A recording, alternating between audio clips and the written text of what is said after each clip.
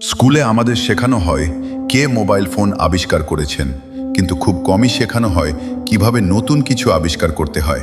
আমাদের মুখস্থ করানো হয় ইতিহাস, কিন্তু তৈরি করতে শেখানো হয় না ভবিষ্যৎ। নম্বরের জন্য দৌড়াতে দৌড়াতে অনেক স্বপ্ন মাঝপথেই থেমে যায়। খাতার পাতায় শুধু উত্তর লিখতে লিখতে অনেকেই নিজেদের প্রশ্নগুলো হারিয়ে ফেলে। শিক্ষা শুধু চাকরি পাওয়ার জন্য না, শিক্ষা হওয়া উচিত নতুন কিছু সৃষ্টি করার সাহস।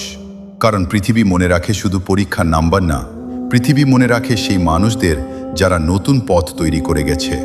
আমাদের শেখানো হয় মোবাইল ফোন কে বানিয়েছে, কিন্তু শেখানো হয় না কিভাবে নিজের আইডিয়াকে বাস্তবে রূপ দিতে হয়।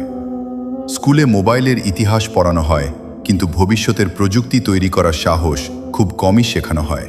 হাতে মোবাইল ধরতে সবাই শেখে, কিন্তু সেই মোবাইলের ভেতরের প্রযুক্তি বুঝতে শেখে খুব কম মানুষ। আমাদের বলা হয় ফোন মানুষের জীবন বদলে দিয়েছে, কিন্তু আমাদের শেখানো হয় না কিভাবে আমরাও পৃথিবী বদলানোর মতো কিছু তৈরি করতে পারি। ক্লাসরুমে শুধু উত্তর মুখস্থ করানো হয়, কিন্তু নতুন প্রশ্ন তৈরি করার ক্ষমতাটাই আসল শিক্ষা।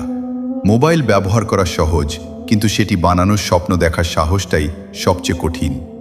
বইয়ের পাতায় আবিষ্কারকদের গল্প থাকে, কিন্তু প্রতিটা ছাত্রের ভেতরেও যে একজন আবিষ্কারক লুকিয়ে আছে সেটা খুব কমই বলা হয়। আমাদেরকে প্রযুক্তি ব্যবহার করতে শেখানো হয়, কিন্তু প্রযুক্তির মালিক হওয়ার স্বপ্ন দেখানো হয় না। শিক্ষা যদি শুধু চাকরির জন্য হয়, তাহলে নতুন কোনো আবিষ্কার জন্ম নেবে কিভাবে? একদিন যারা শুধু মোবাইল ব্যবহার করত, তারাই একসময় নতুন পৃথিবী তৈরি করেছে।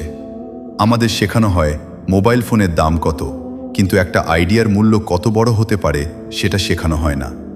ক্লাসে মোবাইল নিয়ে যেতে নিষেধ করা হয়,